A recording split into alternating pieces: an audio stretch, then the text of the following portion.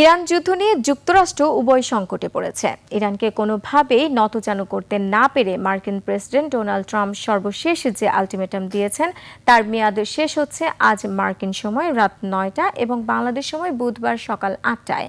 ট্রাম্পের আলটিমেটামের মধ্যে ইরান যদি হরমুজ প্রণালী না খোলে তবে এই অঞ্চলে যে ভয়াবহ সংকটে নেমে আসবে, তার ফলে বাংলাদেশের জন্য যেসব ঝুঁকি সৃষ্টি হতে পারে তার বিশ্লেষণ করছেন ইটিভির আন্তর্জাতিক ও ভূ রাজনীতি বিশ্লেষক জাহিদ আল হাসান।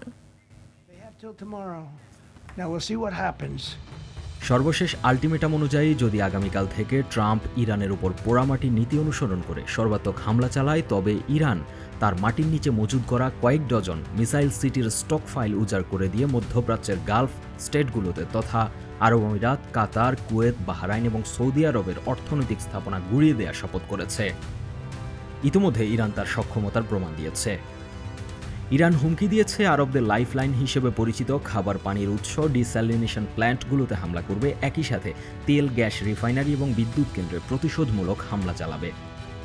এর মানে দাঁড়াচ্ছে আরবে অবস্থিত মার্কিন ঘাঁটিগুলো ব্যবহার করে যেহেতু ইরানে হামলা চালানো হচ্ছে এবং আরবরা সেই অনুমতি দিয়েছে, তাই আরবদের আর্থিক কাঠামোকে ইরান হামলাযোগ্য বলে বিবেচনা করার ঘোষণা দিয়েছে।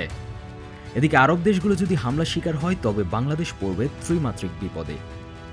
বাংলাদেশের জীবন ও জীবিকার সাথে ওতপ্রোতভাবে জড়িয়ে আছে আরব দেশগুলো, যেখানে অন্তত 1.25 কোটি বাংলাদেশি প্রবাসী আছেন যারা বিলিয়ন বিলিয়ন ডলার রেমিটেন্স পাঠাচ্ছেন, সচল রেখেছেন বাংলাদেশের অর্থনীতির চাকা। বিশ্লেষণে দেখা যায় বাংলাদেশের মোট রেমিটেন্সের প্রায় 66 থেকে 70% আসে মধ্যপ্রাচ্য হতে।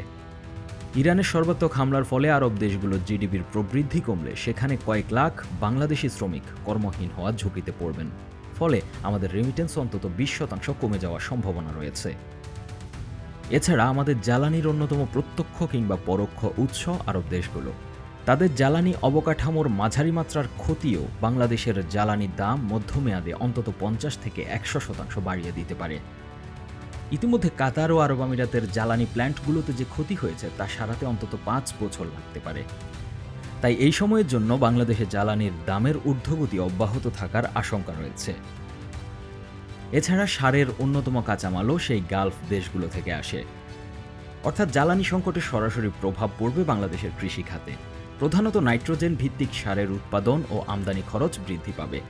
বাংলাদেশ তার প্রয়োজনীয় এপিডি সারের 1/3 সৌদি আরব থেকে আমদানি করে, যা যুদ্ধের কারণে অনিশ্চয়তার মুখে পড়েছে।